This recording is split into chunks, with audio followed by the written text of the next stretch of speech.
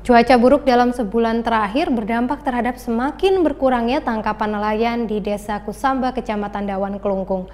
Kondisi ini juga mempengaruhi produksi sentra pemindangan ikan di wilayah tersebut. Tidak menentunya cuaca dalam beberapa bulan terakhir menyebabkan hasil tangkapan nelayan di Desa Kusamba, Kelungkung menurun. Kondisi ini telah terjadi sejak sebulan lalu. Kini hampir sebagian besar nelayan enggan melaut lantaran hasil tangkapan ikan tidak sebanding dengan biaya operasional. Jika dalam kondisi normal nelayan dapat menangkap ikan hingga 200 ekor, kini hasil tangkapan ikan hanya 20 ekor saja. Nelayan pun mengaku sangat merugi akibat kondisi ini. Kadang Pak, rugi total. Biaya operasionalnya berapa sekali berangkat? Seratusan. Terus kadang hasil tidak dapat. Sekarang nak melaut saya Pak.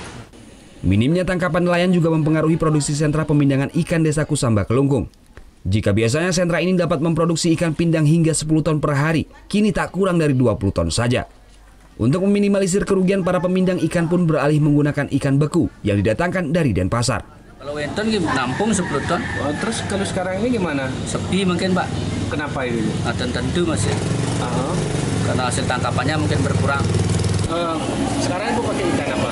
Ikan gini, ikan beku. Terus sulit sekali dari ikan sekarang itu, Bu? Karena belum datang, kadang sulit, kadang enggak. Biasanya datang dari mana, Bu? Dari Karangasem. Desa Kusamba, Kecamatan Dawan, Kelungkung adalah salah satu wilayah penghasil ikan tongkol terbesar di Kabupaten Kelungkung. Namun kini keberadaan nelayan di desa ini kian berkurang dan sebagian besar beralih profesi lantaran tidak menentunya penghasilan yang didapat. Tim Liputan melaporkan untuk NET.